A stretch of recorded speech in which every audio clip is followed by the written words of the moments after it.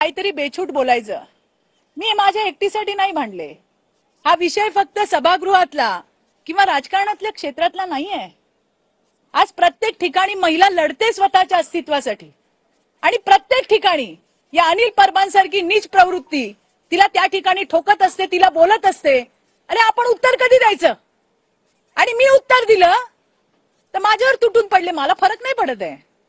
मला कोण काय बोलतंय याचा फरक पडत नाही. मला जे पटलं ते मी बोलले. पुन्हा सांगते, त्यांनी विषय काढला, त्यांनी माझं नाव घेतलं, त्यांनी असं बोट केला, बोला चित्रावाग बोलली आणि त्याच्यात काहीच चूक नाही. तुम्ही जे सभागृहात बोललात त्यावरून सभागृहाची गरिमा कुठेतरी कोणाची? अरे मग गरिमा काय फक्त महिलांनी सांभाळायची? संजय राऊतनी तर बोलूच नाही हो. संजय राऊतांचा मराठी भाषेचा गरिमा, महिला सन्मान काहीतरी संबंध आहे का? काहीतरी संबंध आहे का? आजच त्या स्वप्ना पाटकरचं ट्विट बघा. तिला वाहिलेली शिव्यांची लाखोली दुनियेने वाईकली. त्या नीलमताई इतके वर्ष त्यांच्यासोबत काम करत होत्या, त्यांच्याबद्दल ते काय बोलले? त्यांनी महिलांबद्दल बोलू नये आणि तो शहाणपणा तर त्यांनी मला शिकवूच नाही. मात्र ते रोहिणी खडसे असं म्हणतायत की मी तुम्हाला तेच म्हटलं, त्या खडसे असू दे रोहिणी, नाहीतर या सटर फटर वटवागळ असू दे. अरे ज्याची जी लायकी तो तेवढंच बोलणार. बरं मी बिग बॉसच्या स्टुडिओमध्ये तर खडसेंचे वडील पण तर तिथेच बसतात ना, मग ते काय करतात तिकडे?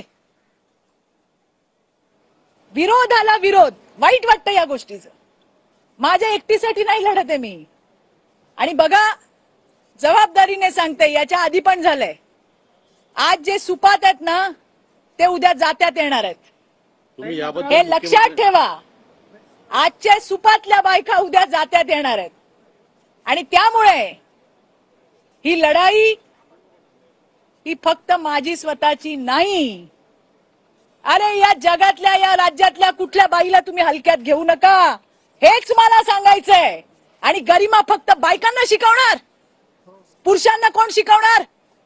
त्यांनी वाटेल ते बोलावं. मुद्दे संपले, आमच्या घरादारावर बोलावं.